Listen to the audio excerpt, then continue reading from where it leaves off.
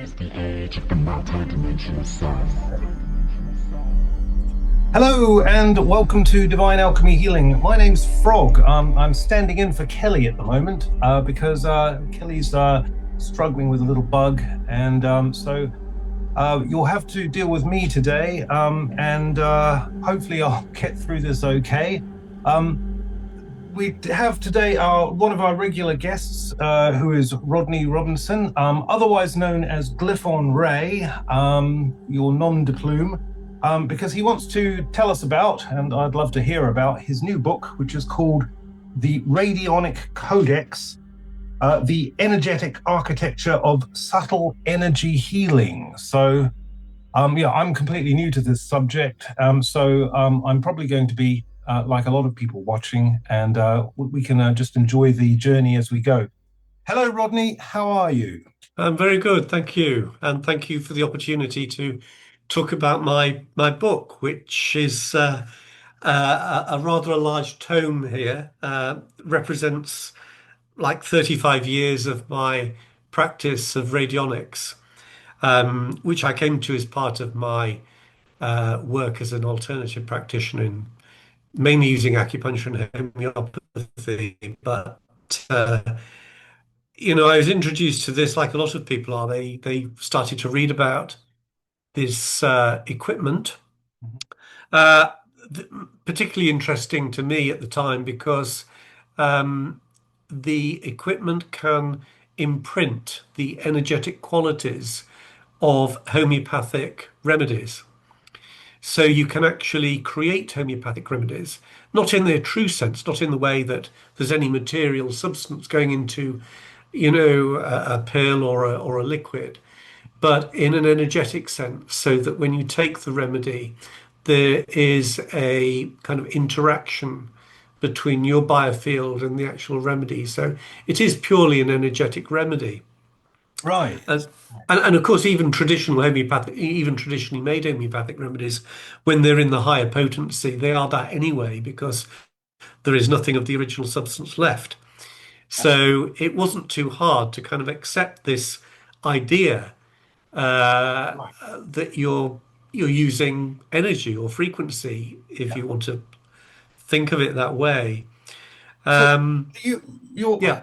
there's almost like a kind of the radionic frequency is like a parallel cousin or brother and sister. Like there is a sort of relationship between the homeopathic remedy and the radionic frequency.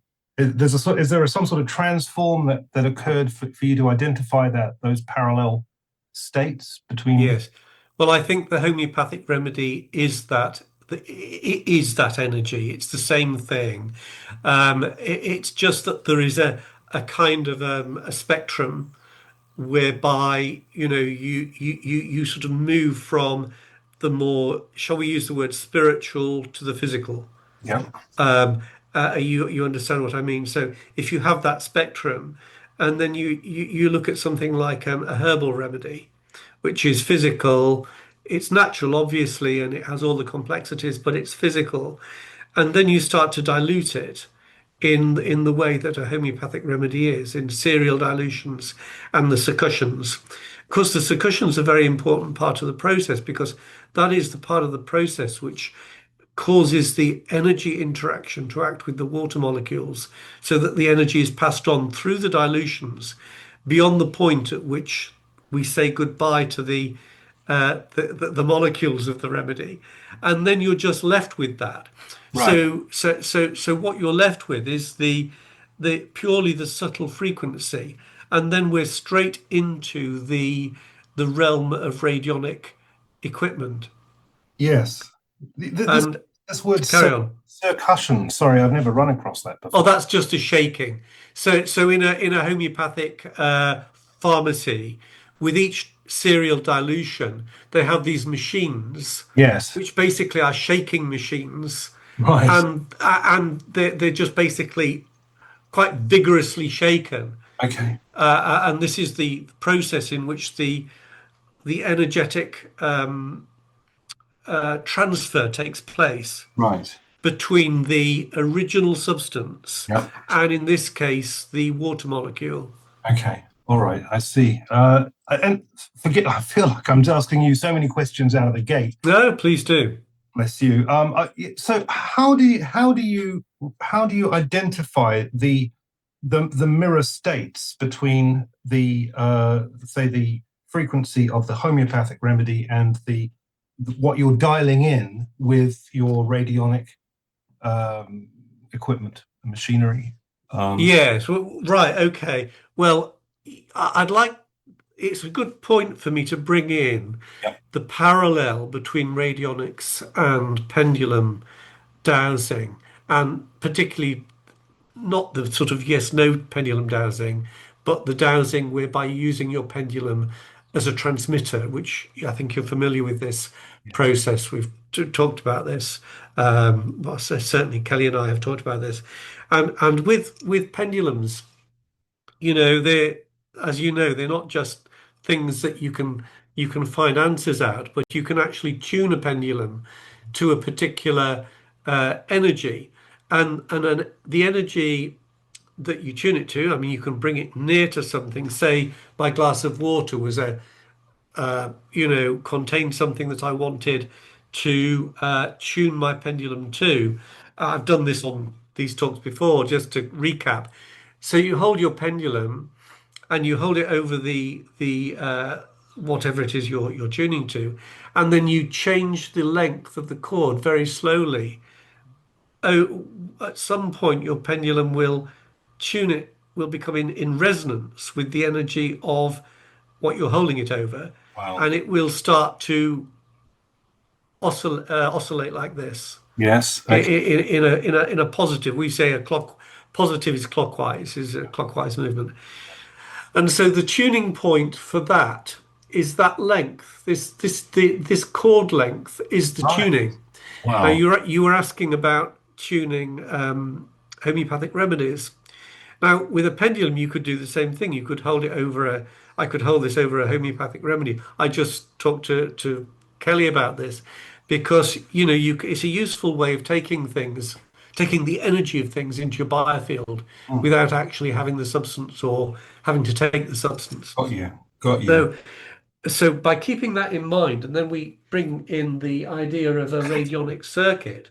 So I'm just going to bring this radionic box over. This is a little simple one, very old one made by Copen, who was the sort of like giant of radionic equipment manufacture. And this is one of his early little boxes. And all it is basically is a string of rheostats with dials, okay, that you can turn. And the dials are usually calibrated from 1 to 9 or 1 to 10. It doesn't matter because it's called base 10. So I'll explain that in a moment. But the point is these dials can turn and you can tune them. So, for example, if you wanted to tune the radionic device to a homeopathic remedy, there's an input on a radionic device. There's usually an input and there's usually an output. In this simple device, there's only one plate, which acts as a kind of an input and an output together. Right. And so you'd place your remedy on there. Okay. And then you could actually turn each dial in succession. Yep. And just turn it around. Now, I can't demonstrate this totally That's all right. for you, but if I can take, let's say we take a remedy. Let's just take just a visual effect. We'll take this little bottle here, right? There's nothing in it. But I'm just going to say you put the remedy on there, and then you would hold your pendulum over it, and then instead of tuning the distance of the cord like I just demonstrated, you change the property of the circuit by turning the rheostat. Okay. So you turn it very slowly while watching the pendulum, and at some point you get a positive Right. swing, right? Right. So then you go to the next one, and as you turn it, it will go back to an oscillation like this, and then you turn it slowly, slowly, and then at some point you will get the same change in motion. Now, Okay. at the end of all that, you then get your dials at certain positions. Mhm. So I've got 2, 3. Mhm. So I would write these down. Now, it may be 4 or 5 digits that would make up the the the energetic signature of that remedy.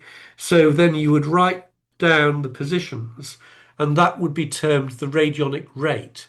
Okay. Because what you can then do is, without the remedy present, you can put the dials to those numbers, Yeah. and then you can utilize that energy to either imprint it into a neutral substance like water or little sugar pills, or you can use it in the conventional sense that radionics is now used in, and that is in distant treatment, treating somebody at a distance. Right. So now we say we've got our rate for that remedy. We've just called it 2, 3 because I've just done the two dials, the 2 digits. So in order now to utilize that remedy radionically, I would need to link the subject that I want to send it to the instrument. And again, like with pendulum healing, you use a witness. And the witness is something that represents or holds the energetic signature of the individual. And there are certain things that you can use, like a photograph. You can use, I like to use a little lock of hair, Right. or one of the best ways actually is a little spot of blood on a piece of totally unused and clean filter paper or blotting paper. Now, things have moved on slightly because we can now use digital radionics, whereby a program holds this information and sends it to a box. That's another subject. But with this, what you would do is you would take your witness and you would place it on the plate. You would set your dials, in this case, to that remedy. Right. You would switch on the box Yep. with, there's usually a just a light that comes on, and Okay. then you would leave it. And really, what you're doing with radionics is that you're sending one kind of informational energy to another. In this case, the biofield of the person whose witness is on the instrument, and Right. you're just bringing them together Right. so that there is an interaction. Yeah, you're sort of creating a bridge between the witness and the code, which Correct, correct. That and, both. and that is in essence all radionics is. Okay. Okay. And what you'll see is different types of radionic instruments. We don't call them machine. A lot of people refer to them as machines. They're not Right. machines because it's like me calling that a machine. It's not, it's an instrument. Yes. Right. It's a tool, you Right. know? Yes. And this is one of the motivations for my book, really, the fact that I'd been so immersed in the use of metaphysical techniques, with pendulum design and symbolism, which is the subject of my first book, Right. the Symbol Codex. And then I thought, now I've got something to say about radionics, because there are books out there on radionics, and I didn't want to just write, you know, what's already been written. That doesn't interest me at all. So what I do with my book is I start with, for those that don't know anything about radionics, they need to know how radionics came into being. And it came into being through the individual that discovered it, who was a conventional doctor called Albert Abrams. Right. And he discovered the principle. He didn't really devise radionics as such, but he discovered the principle of it. And he did this by noticing that when he was doing percussion of the abdomen, which is a perfectly conventional technique, I've learned it as a nurse in nursing diagnosis, where you tap the Okay. abdomen just to discover different tones, so you can find out any kind of Wow. abnormality. Wow. It's a very, conventional, well-used technique. Now, what he found was that when different substances were or things were brought into the near to the person who he was working with, that he found the tone, the sound of the percussion changed. And as soon as he realized that, he tried it with other things. He brought in things like diseased tissue and that sort of thing, brought it near to the client, and he found again that the reflex on the stomach would change when he was doing it. So he devised a way of, like, he kind of used a rod to rub against the skin and find the way the muscles sort of contracted or relaxed. So it kind of produced a reflex. And he found that this little reflex changed according to what he was bringing into it. And he was very interested in this idea. So he devised what was, some may call, the first radionic instrument, which was just a box with a row of rheostats, like I've just shown you there. Mhm. Now, all the circuitry behind it may change, but the principle doesn't. Right. In that he found that he could change the circuitry and mimic the the reflex action on the person's abdomen Yeah. according to a particular substance. So, if I remember right, one of the first things was a cancer culture of cancer cells, which he found he could create by using a particular resistance on his row of rheostats, 50 ohms, 50, kiloohms resistance. And this actually is still used as a radionic rate for cancer, 50. Right. Now, later on, it was realized that it was really nothing to do, it wasn't really to do with the resistance, but it took a long time to find that out. It Right. was just a way of tuning.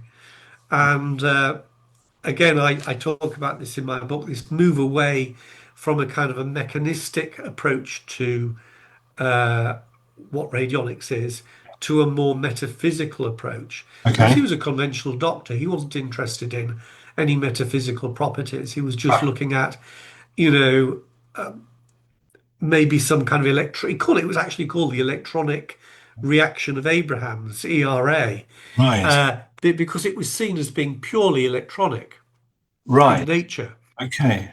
And so he devised all these sort of settings on his rheostats as a way of kind of diagnosing.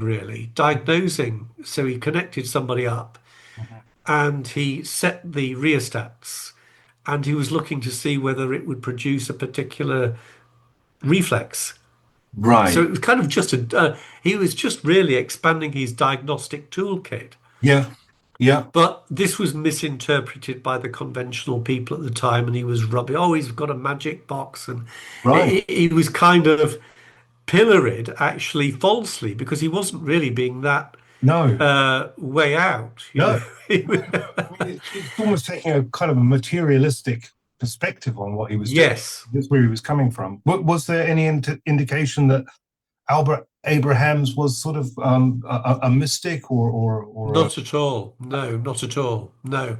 In who came after him was somebody who I believe worked with him, but she was a very big name in radionics called Ruth Drown. Mhm. And she after it was she did work on radionics after the death of Albert Abrahams, and she devised her own equipment.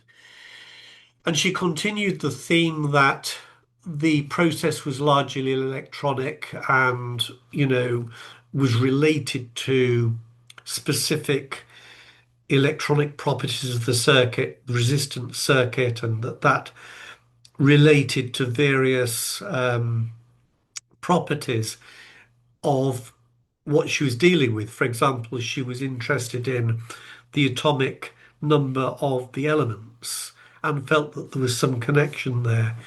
All power to these people because they're dealing, Yeah, these are pioneers. absolutely. Absolutely. And, Yes. it's Me, a, sorry, sorry, reminds me a little bit of Dr. Emoto and what he'd done with water. You know. yeah, yeah, absolutely, absolutely. And, people should be allowed just to try things out and get things wrong. This is what's wrong with that. This is how we understand things, isn't it? We make mistakes and then learn by them. Yeah. And Ruth Drown made, mistakes. She stuck to that kind of idea that it was kind of physically diagnosing, that her equipment was physically diagnosing Right.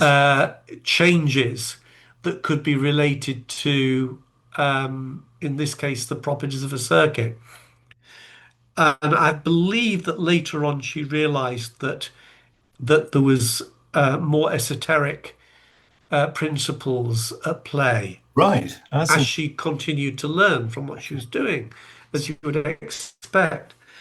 I mean, she was actually imprisoned as a charlatan, and she died in prison. She was always sort of held up as the martyr of radionics yeah. because Yeah.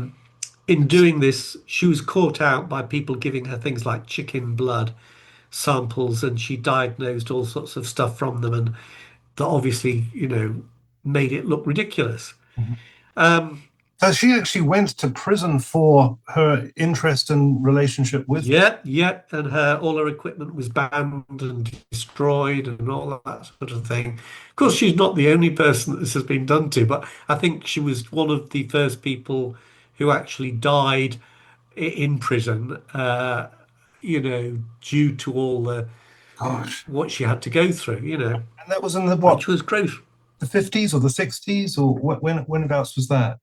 I think earlier than that, actually, about 30s, I think, around there, Sure. somewhere around there. Um, and then sort of continuing maybe the 40s. 'Cause I know in the sort of 50s, 60s, the next big name that came along was George Delawarr, Right. and he really took radionics a little bit further by again by creating these instruments that but basically what he did was he simplified them, and he made it easy for people to sort of purchase these things and use them. And again, he was open. He was attacked again and had to face a court case for charlatanism. You're always in a dangerous spot when people don't understand what you're doing, Yes. and it's fear of what you don't understand, I suppose. Yes. Um, so he had to fight a court case. He was, you God. know, sort of like his work was finished because he had to use all his resources on fighting this court case, which he won actually. Wow. So yeah, he did actually won it. It didn't really do much for radionics because radionics has always struggled with, you know, we don't know how it works really. We don't understand, we don't understand. Uh, we don't understand the whole metaphysical process of what's going on. We have ideas, we have models, but the idea of bringing metaphysical principles into conventional, approaches is a very difficult one. And I don't really think that that's going to be done for quite a long time yet. Yeah. Um, that one will always be this side of the fence and there'll always be the other side of the fence. Yes. So we have to live with that. Although physics is bringing, as you know, physics is bringing them together a Sure. bit with the understanding that um, action can take place at a distance Mhm. through through a field, through a field effect. Right. And there are serious physicists working on that sort of principle. Okay. I can't remember the names. I've looked them up. I've read their stuff, and I put a few of the important ones in my book in there. There's so much in there. I can tell you, it's taken a lot of reading over the years. Yes. And I've tried to bring in the work of people who I felt were particularly influential on the field of radionics. Okay. Um, I'm not going to be able to remember all of the names, but for example, one name that comes up is Wilhelm Reich with Oh yeah, orgone, I've heard of you him. know? Yes. So he did work that I felt was relevant to radionics because he was dealing with this field Yes. that was very little understood, and he gave it the name organ. He realized that it was important, that it had some healing properties, Mhm. that it had certain, you know, that you could generate it in certain ways, and he was experimenting with it. And he was another one that was arrested, Right. and I think he got out of. I don't know whether he died in jail or he might have been another one actually that died in jail for his work. Wow. You know, you can't tread too far out of the out No. of the safety zone when you're discovering anything. When you Yes. discover something and Yes. it's unknown and you start talking about it, I don't know, something happens in people's heads, I think, Yes. Sort that of. makes them feel unsafe, Yes. Cognitive maybe. dissonance, I guess. Yeah. I mean, is it? It's all. Because the concept of the ether was sort of squashed, That's right. wasn't it? Yeah. Yeah. It's almost like orgon was a subset of the ether, would you say? That's right. Yeah, yeah, I would. And some of these fields that have been given names, um, some of them may be the same thing. Some of Yes. them may be we're quite familiar, aren't we, with an electromagnetic spectrum where we see that line with the bands of all the different wavelengths, Hmm. X-ray, and then we've got visible light, non-visible light, and Yes. so forth. One end down here, one end up there, broadening wavelength, narrowing. And we're familiar with that. But, something very similar may be happening in the unseen world as well when we're talking about some of these very subtle energies Yes. that we have. It has its own spectrum, of course, and Yes.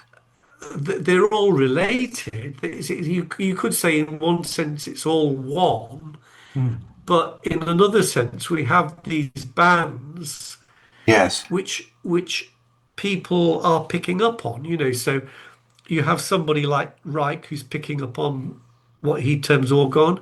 You have somebody else picking up on negative green. You have somebody else picking up on non-local fields such as morphogenic fields. And so all these Yes. things I felt needed to be kind of brought together and understood as part of a sort of a holistic entity. Yes. And that was a motivation for excuse me for writing the book. Right. Um, That's and also to move people away perhaps a little bit from looking at radionics as something which is essentially a physical thing. This idea that we've got an instrument which is a machine. It really needs to be understood in a different way. It's a tool, it's a tuning tool or an interface between the practitioner's consciousness right. and what we call the for want of a better phrase, the field. Yes. We can lump it all together for the purposes of our conversation because Yes. otherwise it gets too complex. Yeah. Sure. So we have the field, we have the instrument as the interface, and we have the practitioner and their conscious intent. Right. Right. Yes. And now we're sort of moving into what radionics is about. Let me Yes. just go. I'll go to my So my yeah, there's a kind of a feedback thing going on here, isn't it, between the yeah, practitioner and the field, and the instruments acting as a bridge in between the two for tuning. Gosh, that's interesting. that's right. So I kind of talk in my book about the the biofield because that has a without understanding a little bit about the fact that we have a biofield and something about our understanding of that field that surrounds us. Uh, I think if we don't understand that, we can't really get a grip of what radionics is about either.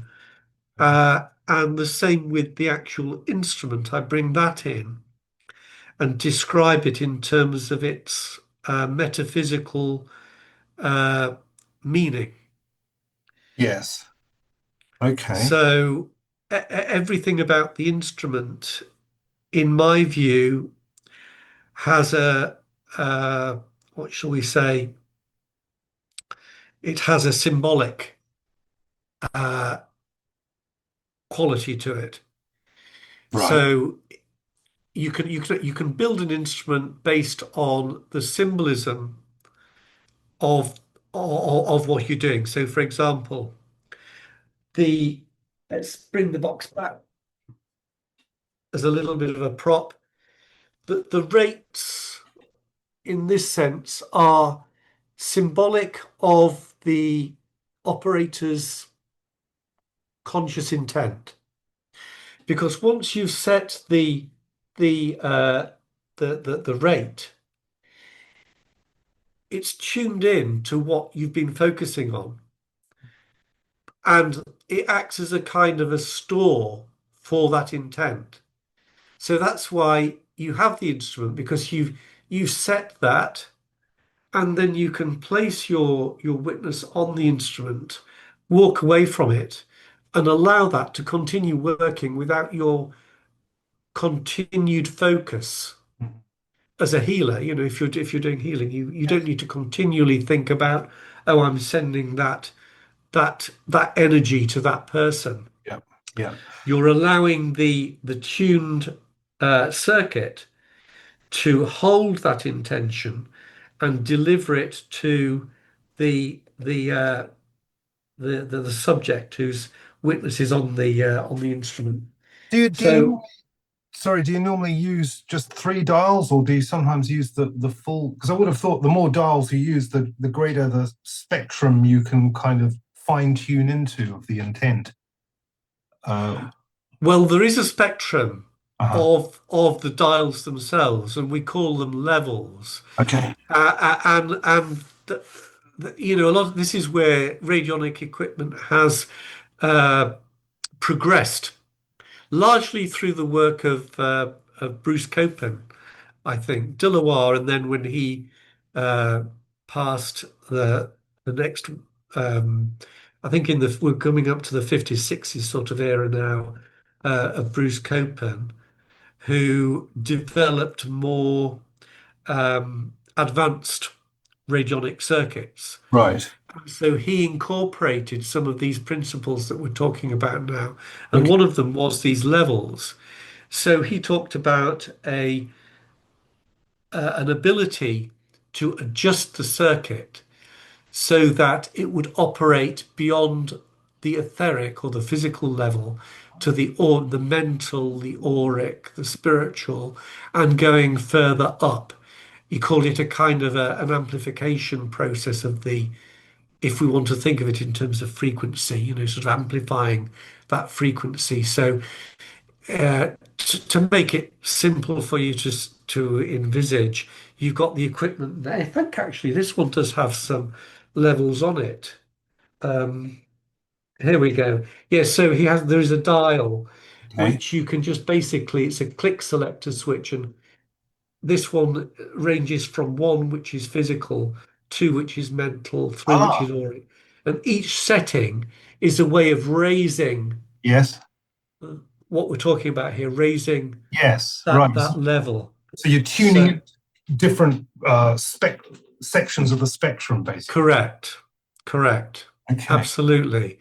Now, uh, again, you could look at that instrument and say, well, what is it actually? I mean, this is my what I've written about in the book is that my understanding of radionics, because I've played with these circuits, I've put them together myself and had and looked at how they operate and Right. the results they produce. And my interpretation is that the circuitry is again symbolic. So you don't need to have some kind of complex electronics behind that to physically elevate the any kind of like Hertzian frequency, because we're not dealing with physical Hertzian frequencies, we're dealing with subtle frequencies. So you can create that selector switch is just basically a way of symbolizing your intention to raise that frequency, Right. that frequency range. Yes. And if the instrument is made with a particular what shall we say, um, well, yes, we come back to intention. So if we put a selector switch in there with the intention of raising with each click of the switch to the next level, then it will do that because you've programmed it to do that Yes. with your own uh, qualities through your intention, through your consciousness. Yes. It's kind of like, yes, the word is programming. That's I keep going that. Now there are ways that you can enhance that programming, and you enhance it through the use of more meaningful symbolism that you can use. Okay. That sounds. So, for example, let's say for each position on that switch, Mhm. you had an idea that you were going to find a very, very resonant symbol that aligned with the mental aspect. And you got that symbol and you placed it on the circuit, then that would increase the strength of that intention. Okay. So Okay. this is where we're bringing symbolism into the circuit. It's purely we've left the physical aspect, the mechanistic aspect behind now, Yes. and we're using pure metaphysics. And then, Right. you know, you could, for example, you could do another switch on the device, and we're all quite familiar, aren't we, with the symbols of the chakras. I can't remember them now, but if I saw Yeah. them, I'd know that's this Down. chakra, Yeah. throat, and all that. So, right, so obtain those Okay. and put them behind the switch, Mhm. and then you've got a switch that will focus on each chakra. Wow. Okay. I love. Okay, and you could put another switch in there with colors.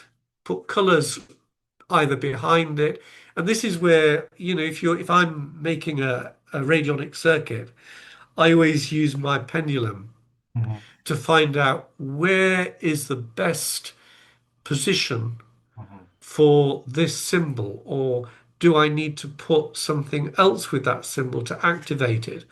Right. Or if it's a color dial, do I need to put the colors on the behind on the circuit, or do I put them on the front Uh-huh. where the pointer points to? So I use my pendulum to find out where the best resonance occurs, because Right. it's all about resonance. You know, uh, I've kind of given the impression that you can just throw these things together and they will work. No, that's not right either, because the unit that you create must work in resonance with itself and with your intention. Right. Okay. And that's why I always use a pendulum if I'm creating a little circuit to work with myself. Of course, when you buy a well-made circuit, you've bought it and somebody else has done all that work for you. But if you're experimenting Yes. and you're tinkering and you want to find out yourself, then you need to Yes. understand a bit about the principles. And I suppose, that's the thing with any instrument. I mean, I come from a musical background, and there is this feeling, well, even with my art or my calligraphy, that, you spend time with the instrument and you bond with it in a way, your Yes, vibration, your intention, that you build up a relationship with it. And so kind of what you're describing here is a kind of an active entrainment with the instrument yes. itself. That's well put. Yes, yes. In my book, I do actually give, excuse me, a little example of a circuit that I worked myself with that works, and I've used it and I put it in the book because people can actually recreate it. Actually, I'll just show you the circuit. It's a little circuit diagram, Okay. and it's composed of the couple of plates and a little row of rheostats there, Yes. and there is some quartz crystal wound coils round quartz crystals, and then something that I found very important, Yes. which is which has told me a lot about how radionics works actually, is putting a very simple light emitting diode into the circuit. Now, I noticed that when I bought the Copen equipment, my first Copen equipment, and I used to have conversations with Bruce Copen, find out what I could, Right. and he was saying something that stuck in my mind, quite a few things, but one thing that, well, you don't need the current. The current doesn't drive the circuit at all. It's just basically, these things are powered, you plug them in. But what does the power do? That was my immediate question. Yeah. And he says, well, when you put the power on, Mhm. it's better. It works better, but it'll work without the power. Right. So now That's it. it sounded a little bit like a throwaway kind of line, but it was actually quite an important statement that taught me quite a lot. So when I was playing about with these circuits, I put a light emitting diode flasher circuit in, Okay. which was just one of these little false car alarm things. They just put them in your car and the LED flashes, so it makes anybody think, oh, that's alarm when it's not. Yes. So I got it from Maplin. Anyway, I put the flasher into various circuits that I was working with, and I did find that when the unit, the flasher unit was in, the Mhm. circuit did work better. It did seem to work. Now you could say, well, that's my consciousness. You could say, I'm seeing that working. So psychologically, I'm switching something on, and there is a kind of like a mental Yeah. prop there. I think, Confirmation and bias. I think there is something in that, but there's definitely more going on than that. I see. Okay, so what happens is there is a kind of the principle in radionics is that there is this field which is under attention. It's in a kind of like a almost like it's a balanced equation, if you want to put it that way, where it's held in a state of tension. Okay. But when you can modulate that field with things like intention. We're doing it all the time in normal life, actually. Right. It's how positive thinking works and how a lot of metaphysical things work Right. by putting them into this tension field. Yes. And the kind of overlay of that is scalar field, scalar technology. Okay. Now, scalar technology, and I'm no physicist, I'm talking as if I am, but like I'm just throwing these things in. It's just what I've found out. Scalar fields are non-local fields of potential energy. Wow. Okay. Right. So the example that was given to me to understand it is if you take a particular waveform and then you cancel that waveform by applying the opposite waveform. So you have say you have a form like this, Yes. and then you put another one under it like this. So the one below it cancels the one above it. So you've got I nothing. forgive me for saying, but I thought you were going to say you cancel it by applying exactly the same waveform over the top. Yeah. Or a self-canceling field. So if you have a field, if you have, say you're making a field with a coil and you wind it in three coils, three turns in one direction, Mhm. then you do three turns in the other direction, Okay. you've cancelled, when you put a current through it, you've cancelled it, I understand. Okay. right? So this is where we're getting to a scalar sort of That's interesting. thing here because it's a way of creating Yeah. scalar properties. Right. Now, I think to actually produce a proper scalar field is more complex than that, but it gives you the principle of removing the electromagnetic field component and you're left with an informational component, just pure information. So you have the information of the frequency of the field, but not the actual electromagnetic field. So scalar field is very, very important. I would say key to how radionics works. Right. And so what you have with the flasher circuit is you're interrupting some of the scalar components of that field, and it's another principle of how of something that actually helps radionics is something that interrupts it. So you have to have an interruption of the field, like a frequency into the field. Then you empower it. You create an increased force, if you like, an increased ability Mhm. of transfer of Mhm. information from one to another. Okay. So a flasher circuit obviously is frequency, Mhm. and one of the ways that you can, I mean, the flasher circuit does not, interestingly, doesn't need to be directly connected to the radionic circuit, and it still helps it. But what you can actually do is, for example, when you're creating a radionic remedy, you can utilize uh, the polarities of the flasher circuit, for example, the positive and negative uh, terminals of the battery or whatever powers it, Okay. and you can bring them and put them together without connecting them. Right. And What? and Synchronize them, you mean? no, just say a battery. If you just take a battery, Yes. the two poles, Yes. right, create a scalar field. Okay. Okay. Every battery, because you've got positive and negative, you've got the tension between them. Yes. So now this is what I was going to bring in, the overlay between the tension of the field Mhm. and the tension that exists in a sort of a scalar situation, two poles, negative and positive. Right.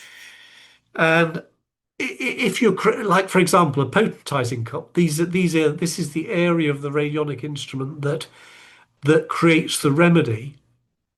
Uh, then, in my mind, the best way to create a potentizing cup is to have two antennas, if you like, either side of the cup, Mhm. one connected to a positive and one connected to a negative, but they are literally bringing that scalar component Right. into the cup.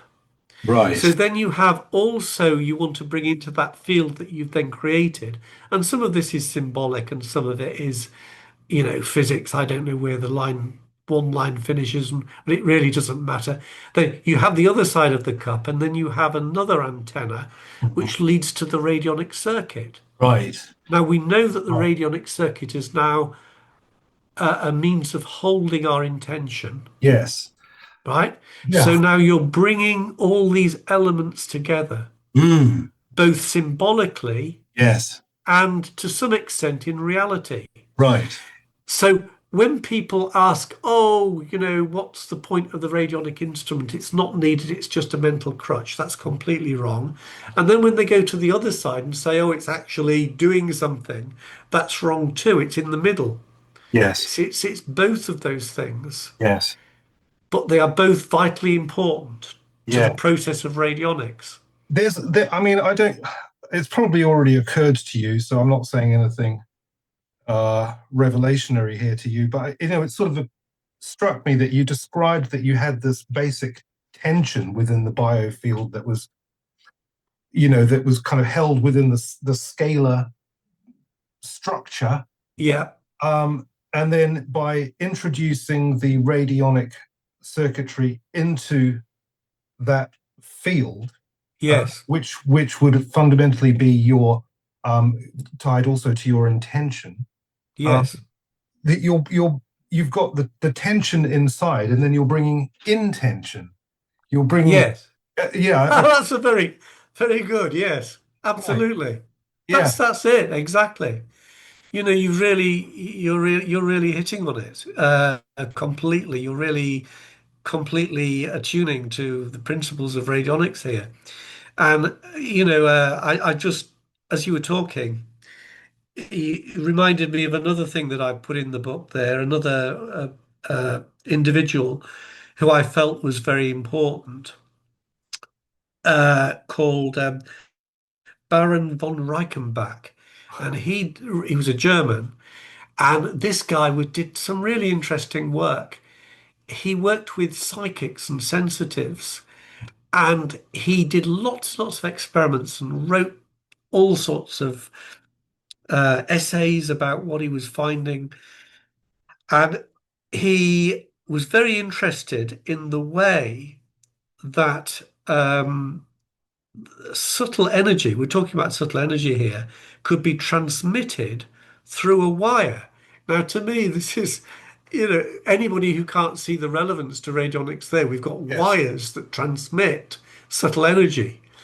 And there we have this guy. And what he did was he took sensitives and he put them in a dark room with no light whatsoever. And he had these wires that he connected to things like magnets, crystals, plates that he put in the sun. And he asked the sensitive to deduce any qualities that they could see psychically, or they could feel through their senses from these wires. So he found that they were able to pick up energy that was being transmitted along the wire, and they could see how quickly it moved, they wow, could see how it behaved, they could feel it, they could put it, they could put their hands on the end of the wire and feel. Some would feel warmth and some would feel cold. right. And basically, he wrote all his findings in a big long piece of work, Okay. some of which I've read through. What I read was That wasn't the book that you'd shown us in a previous interview, was it? no, that was Cooperative Healing by Emmons, I think. Oh, okay, that was another. Yeah, but this guy wrote the one I read, and it wasn't his only writing. It was his Letters on Odd and Magnetism by Baron von Reichenbach. On Great. on. Odd, yes, because he called this energy Odile energy. Oh, right. Odile. Now, this is another word that we can slip into the radionic, you know, list of words. That's Odile or Odyle, I believe. Odyle. Odyle. Okay, well, I love it. Yeah, Odile. And so this Odile energy, he realized could be transmitted through wires. Now that it was enough for me to understand that we're dealing with something important, really, when we devise a radionic circuit, because it's going to be directing, I believe, energy what he called Odile. Mhm. Um, and what the nature of it, the true nature of it is, we don't really truly know. Who does? But he found that it could be uh, that it could be transmitted through, for example, what am I trying to think of here? Silk cord. So I'm thinking that in practice, maybe we could replace the wires with just silk cord, and it may that would be one to do actually. Make Yeah. a radionic circuit, and then we'd know that we're dealing with this sort of odile energy that von Wow. Reichenbach. But Wow. however, it's important to understand that these frequencies do have their own laws and rules. They Yes. travel. He said they travel quite slowly through some of these circuits that Okay. he directed, but there are other things that travel, instantly. Yes. So we're dealing with multiple layers here. I'm quite Yeah. sure of it. Um, Just, and just out of interest, Rodney, when you mentioned the flasher, was the flasher sort of did that change in frequency, the LED change in frequency according to how you turned the dial? Was that No, no. The okay? flasher circuit was just a flasher circuit. It was just actually it was flashing at 1 hertz, and Okay. what 1 hertz is quite an interesting frequency because it's a brainwave frequency of deep relaxation. Mhm. So maybe again there's a symbolic overlay there of the effect of the frequency being also transmitted. Yes. Yeah. Um, how you interpret the effect of that frequency. I mean, I just chose it because it was a flashing LED, that's all. Okay. Okay. But yeah, you could have a circuit that you changed the frequency at which the LED flashed at, Yeah. and there's a lot to be discovered there. You could have Mm. uh, a frequency generator Mhm. circuit and just Because change it. I was thinking you referred to the dials as rheostats. Yeah. I just wanted to just double check with you. Is rheostat i- is that just a name for a dial, or is it rheostat? It's a volume control, on your radio, so it increases the resistance as you turn it Okay, or got you. decreases it, Yeah. Yes. depending on which way you turn it. Yes. So it just moves a central wiper over a coil, and Hmm. obviously as you move it, It it changed. increases the resistance because you're putting more and more distance between the wiper and the rest of the circuit Yes. as Okay. you turn it. Okay. So that's a volume control, a rheostat, or a variable resistor is the Yeah. other way of describing it. Thank you. Sorry for interrupting you there. No, please do. Yeah. We wanted to catch up. So we've all right. So we've got to Odile, which is fantastic. Odiles, and he was talking about transmitting through wires, which even included non-metal wires like silk cord, and that could be Yes. any kind of material, I suppose. No, there was certain materials. He wrote in his letters there were other materials, but not every material would carry it. I mean, some would block it, and that's the interesting thing about. I mean, he wrote huge amounts of writing about this stuff. I mean, it requires quite some study to go through it all. I mean, obviously, for if I'm looking for something for my book, I'll search it out and uh, sort of highlight what I feel is particularly relevant. But Of course. you know, there's always these things. When the people have written these great big books of their findings, each time you study it and read it, you can come up with something different. You'll find, Right. and you get that aha moment when Yes. you reread Yes. some of these old works. I Yes. mean, his work is particularly difficult to read actually because it's translation from German. It kind of gives it a certain kind of way of reading it that Yes. makes it a little bit difficult. So, But it, and he was the Baron von Reichenbach. He was what around obviously last century wasn't yeah, 17th. right? What the 17th century? Oh, so 18th, sorry. I think it's 18th century. Yeah. He goes right back in. Yeah. Yeah. Okay, okay. Wow. So this book is helping you frame for the reader an overarching perspective that's encompassing all the work of these people and sort of trying to pull it into a Pull it in together. yeah, Sort of dipping into a bit of what they did really by saying, well, these people all found something that was important and relevant to radionics. right. And at the present moment in time, this is how I see that particular importance, how relevant it is to to the whole process. Yes, Um, I mean, even Mesmer, Franz yeah, Mesmerism. yes, What was he was 18th century, I wasn't think he? so. We're going back a long way with him. Now, I mean, I haven't put him in the book. He's not in the book, but Right. he did stuff with transmitting uh, what I would say was Odile, probably.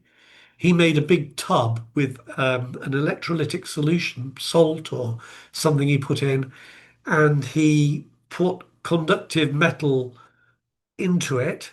Hmm. And he had sort of like handheld electrodes on the outside. Wow, I didn't know that. And yeah, and he did this stuff where he gave groups of people these electrodes to hold, Mhm. and he could influence them, hence mesmerism. Yes, We use it for hypnotism now, don't we? yes, But he did a lot of work on what you might call a device, right. right?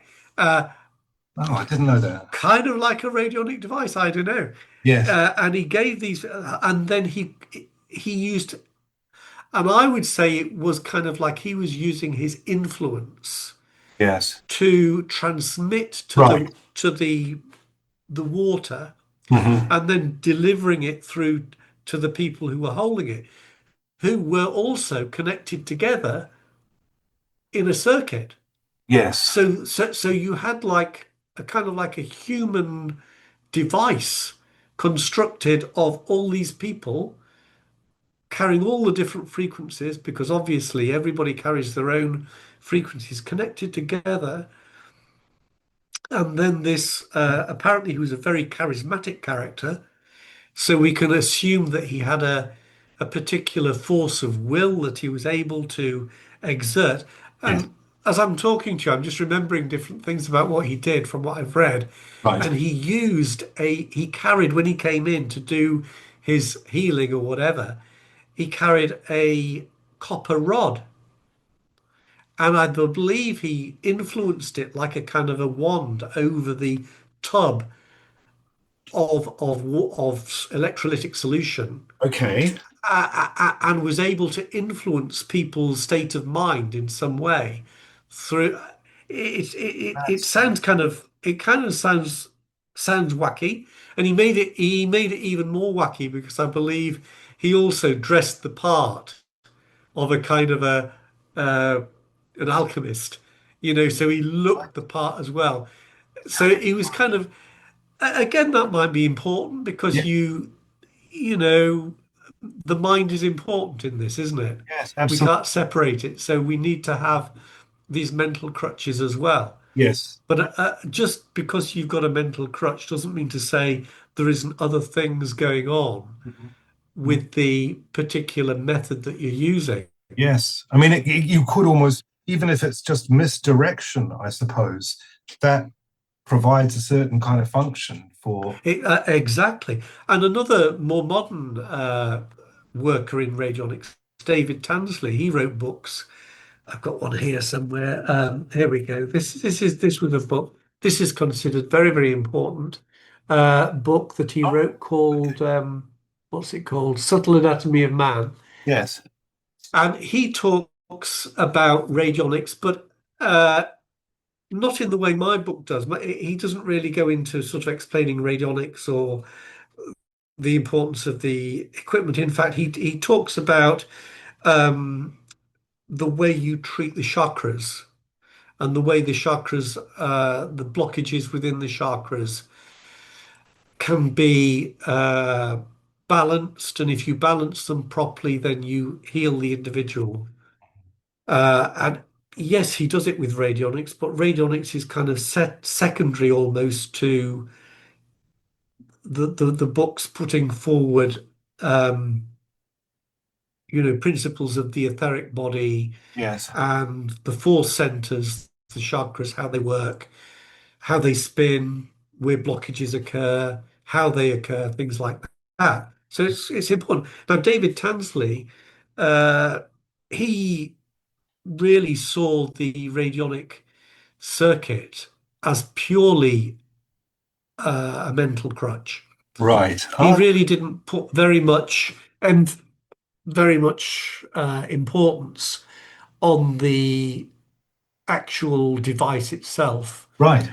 other than, interestingly, as a symbolic tool. Device. Right. Yes. Device, yeah, now he didn't call it that, Okay. but he inferred it because Right. he made one of his devices.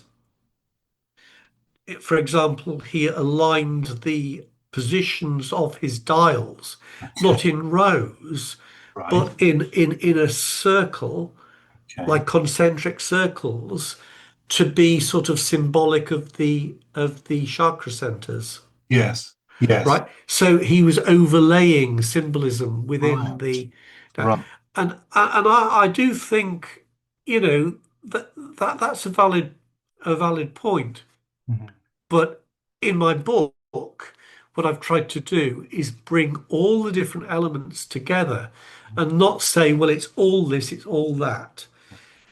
How it works is that it draws these things together and it utilizes their principles, but you can't say that, oh, it's only this or it's only that or it's only other, because by doing that, I think you lose something of Yes. the essence of the method. Yes. But I mean, it's probably a contentious question, but with Scientology, they within Scientology, they've used these machines or instruments to measure. Yes, but not radionics. I don't believe they were. They might have kind of drawn a little bit. You see, I mean, with radionics, you Mm. can draw on the principles of radionics and not really know anything about radionics. Sure. Sure. Because if you're using a symbol or you're using crystal healing or you're using, particularly things that work at a distance, Mhm. then you're using some of the principles. But my definition of radionics, just to keep it pure, is that radionics, you need a circuit, you need wires, you need dials, you need an input plate, you need you need at least a witness plate, like I've shown you on this Yes. device here. Yes. It has a plate, it has dials. That's the minimum I think we need to call it radionics. Right. Okay. That's not to say the principle isn't used elsewhere. But you mentioned Scientology. I don't know a great. What I do know is that the devices that I've seen Mhm. are based on taking the electrical properties of the skin. Okay. So it's a much more physical uh, method. It's Yes. not so metaphysical because you're, for example, taking a reading of the Yeah. conductance of the skin Yes. and making an interpretation Yes. of that reading. Okay. Now, I think that is a valid thing to do, but the question is, how do you interpret the reading, For sure. Yeah. right? So you can have the device, but if you haven't got the system that goes with the functioning of the device, Mhm. then you haven't got much. So you need the device and you need the system that goes with it. Okay. Now, I would say that if we're talking about measuring skin resistance, you're talking more about the acupuncture meridian system. Right. Because that in many ways can influence, the state of the meridian system influences the skin conductivity. Yes. Now, other things do as well, the physical things like the amount of sweat, the amount of circulation. But again, it's like we were talking, when you try to divide things up, you start to get lost. They're all part of the same thing. Yes. So when the skin is sweating more, then the electrical properties or the functioning of the meridian system will have an associated um, state. Mhm. And when you have very dry skin, which is very high resistance, then again the state of the meridian system will have a different set of qualities to it that are associated with that state. So all these things must be seen multi-layer. Yes. Okay. Okay. And I wanted to also ask you, so this kind of ties in with what you were saying, the morphogenetic field, and so Yeah, that's kind of the realm of Rupert Sheldrake, isn't it? that's right. That's exactly it. And again, that's so important for radionics because, you know, that is the field we're interfacing with radionics. Yeah. Now, how do we see that field? How do we kind of like consciously interact with it? I mean, I think we're always interacting with it whenever we do anything with radionics because you can call these things by different names. Mhm. Now, maybe they have slightly different positions on their spectrum Yes. of subtle energies. Yes. So the morphogenic field may have slightly different to the D field or the Yes. other fields that people have come up with. The consciousness field is the D field, is been also known as. But are they the same thing? They kind of might be the same thing, but they might be Yes. slightly off. So, Yeah. for example, a morphogenic field, this is how I would see it, is something that can encapsulate a concept, for example. Whereas when we're using a witness of a person and we're using radionics for that, we're using more the biofield information. Okay. Right. So what I mean by that is, for example, if you want, let's go a little bit more wild with the radionics now, because radionics is also used by other people uh, to change reality. Like we do with Pendulum. You want to create a better outcome Mhm. for something you're doing, for example. Yes. So you can write an intention down and you can broadcast an intention.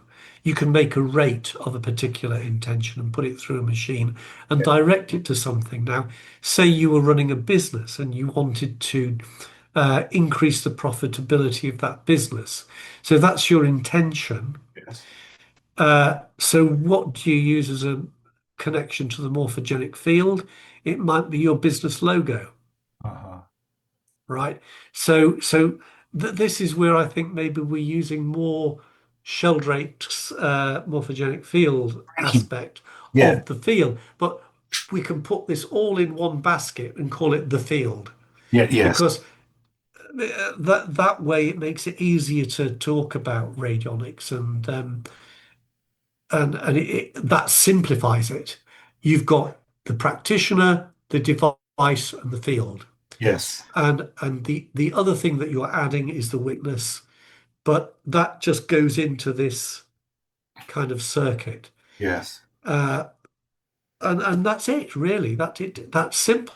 You it really I could make a short book on radionics and that would be it. It's almost like the challenge to, for me coming to grasp with it. And I think this chat has definitely helped me start to frame it in my head. And that's the challenge, isn't it? It's sort of stepping into looking at radionics and being able to appreciate it within a framework, which is basically what you're trying to, or you've done with this book, is to really give people an overarching framework to understand it with. I'm sort of aware that we've been chatting for quite a while, and I don't want to Yes. tire you out. But is there anything? Is there anything you'd like to add before we wrap up, Rodney, with regard where to find the book, perhaps even, and yeah. Yes, well, one of the things that I've put in my book, which I'd like to highlight, which may interest some people, and is something from my own work, which I brought in what you mentioned, cooperative healing with Emans, that the book, Yes. and I've done some work with Eman circuits. Now, in my book, I've written about how I've incorporated Eman circuits into radionics, Okay. and I've drawn a schematic Brilliant. for people to follow, so they can read the book and they can go to that section. I've done a photograph of my little device that I made, and I put it in a box and made it look nice because I used it actually to help people who were recovering from drug addictions, and during the sort of that, well, not just during the drug, this can be used at any time to help change the mindset. And I hope there are people out there who are going to try this, who are going to look at this, read this book, and say, I can make that. I might need to buy a few bits, but it's all very doable. You can actually, in that diagram I've just shown you, that was a little mini radionic circuit that I made myself from looking at other people's radionic circuits, I will say, but I adapted it to that. But you can actually utilize any radionic device. Like there's a picture here of a guy. The guy is sat in a Riemann circuit connected through hands, feet, head, and sacrum. But the actual circuit itself is connected to a radionic device. Right. And that is the principle of a couple of my chapters. Good. Of how to incorporate, bring them together into one approach. I see. And it's for those who want to do this work, it's a very, very effective direct treatment approach where you can utilize the principles of radionics and deliver it through a circuit. Okay. And it's so simple because the person themselves, they hardly need to do anything. They basically need to be relaxed. That's it. Yes. And the connections are already made by the couch. You place your hands on a couple of things. There are a couple of things that you need to just put around the feet. They're not electrodes, but they're just sort of like antennas. So you just put them. They don't need to take their socks off or anything. And then they lay on a pad, the back of the head, and there's another one at the sacrum, and they connect together in the typically human circuit. But all those wires go through a radionic circuit. Okay. Okay. So I talk about how to do that in the book. Great. So can you just hold the book up one more time so we can see, because it's quite a big. I mean, it's a big book. Yes, it's nearly 500 pages. Okay. 495, I think. Yeah. And I'll just show you the contents page. I don't know whether people can read that. If not, I'll just read out a few of them. Yes. So we've got from the first encounters, then there's a section on a little bit about the history, how it was brought into being through Ruth Drown, Dr. Abrams, Wilhelm Reich, what his introduction to it was, definition, and then a chapter on psychic protection, then the role of circuit symbols and the design of the circuit, the radionic circuit, then the radionic circuit as a consciousness activator. So we go then at how literally the consciousness interacts with the circuit. Then we've got the bit about DIY radionic circuits, how to put together a simple circuit and how to add upgrades to it. Yes. There's a couple of things on the 12 levels that we talked about. There's actually 12 levels. There was 6 on that box down there, but there's 12 in all.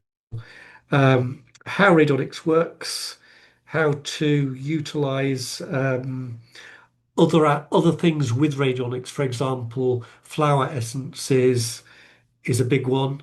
Um, Plants, crystals, other things that have properties that can be introduced into the radionic circuit. Then the bit that I've told you about already, agricultural radionics. There's a section on that. Interesting. Okay. There's also a section on for beginners who want to actually start utilizing it, but don't know where to start. They're a Okay. bit too afraid of it because they see all these controls and they think it's Yes. scary. So I've done a bit about that. There's a section on radionic remedy imprinting that we Okay. talked about. Yes. There's also a chapter on how to test for the radionics, how to use your radionic instrument to match a remedy to an individual. So Right. you're finding the point of resonance. Yes. Yeah. So there's a chapter on that. There's on homeopathic miasms. There's another aspect of homeopathy. Radionics is a bridge to higher consciousness. Wow. So this is how, by working with these principles, we're literally plugging ourselves into that field we were talking about Yeah. just now. So we're raising our consciousness in ways that, can be quite fantastic. Yeah. Actually, the more we do it, the more we engage with that field. So the more empowered we become. Mhm. Uh, then let's have a look. Oh, yes, at the very end, I've done something which I call the Codex of the Fourfold Framework. Probably too much to talk about now, but that's a way of changing a radionic rate of a disease so that uh, it fires the balancing effect, if we want to use that term, on different levels of time frame. So let's say we have a disease, and it's not just, the disease isn't just plonked upon us, is it? It has a start point, then it has a point at which it sort of the body fights it, and it's trying to, but at some point it doesn't quite manage it, and we get stuck with the disease, and then that disease becomes embedded. So we have these kind of like almost pillars of the disease, if you will. Yes. And so I've used this fourfold framework to change the rate in a certain way by kind of moving the front bit to the back bit, changing the numbers so that when you utilize these different parts of the rate together, Hmm. you're firing the effect at all 4 pillars of the disease together. Yes. And you're going to the first point, you're Yes. going to this point, and you're trying to balance it in its entirety, And as al- opposed to just the disease. yes, and almost like through that, almost doing that cancelling out sort of Yes, idea. Well, forgive me. So that was the four time. Is it four time? the fourfold framework. Yes. What Yeah. what is the name of each of the quadrants of? Yes, I see what you're saying. Yes, very good.